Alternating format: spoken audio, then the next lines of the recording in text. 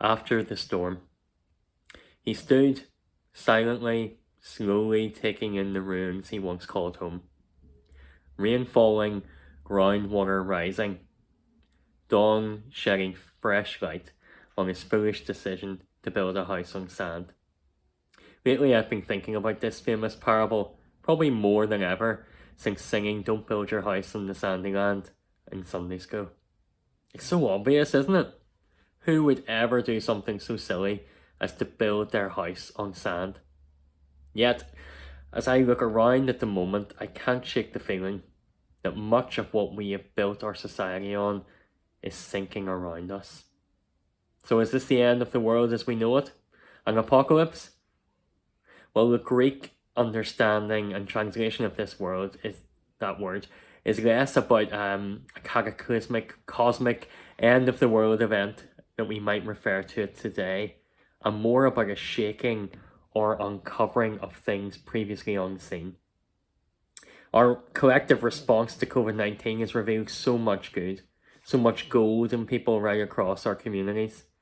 And we've lost some really important things in this storm, and it's right that we lament and grieve for those things. But the virus has highlighted and deepened many pre-existing inequalities and injustices around social justice, health, and education.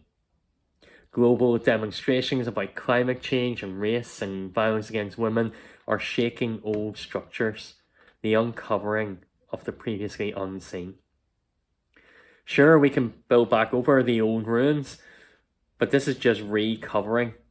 Deep down, we know that at least some of our foundations are built on shaky ground. They're prone to collapse.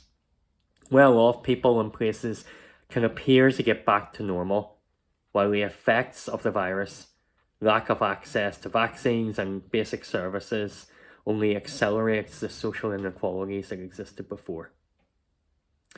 One thing I hadn't noticed until now is how this parable comes right at the end of the Sermon on the Mount, as recorded in Matthew chapter 7. This is the sermon where we are called to be salt and light, to give to the needy, to love our enemies, to judge not, to turn the other cheek, not to be anxious, to go the extra mile.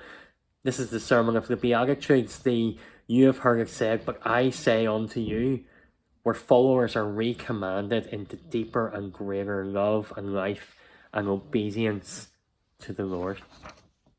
It is as this sermon ends that our parable begins. Everyone who hears these words of mine and does them is like a wise man who builds his house on a rock. But everyone who hears these words of mine and does not put them into practice is like a foolish man who built his house on sand. This memorable story with the stark words of warning is what was left ringing in the crowd's ears whenever Jesus finished the most famous sermon in history.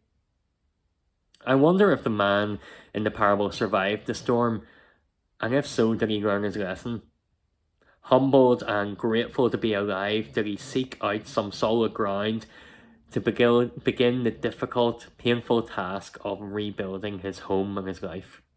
Or, angry and resentful at what he lost, did he grab the nearest piece of rubble and begin his folly all over again?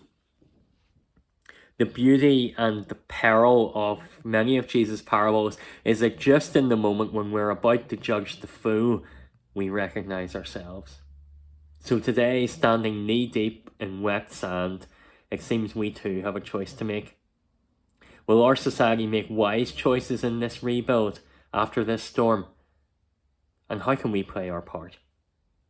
Well, as head of the Evangelical Alliance in Northern Ireland, you might expect me to say this, but we cannot read the Sermon on the Mount, this parable, and think about the rebuild without pointing to Jesus. He is our rock, the ultimate foundation on which to rebuild our broken and dislocated lives. He is good news for every human heart and every molecule of his creation. So let's proclaim Christ.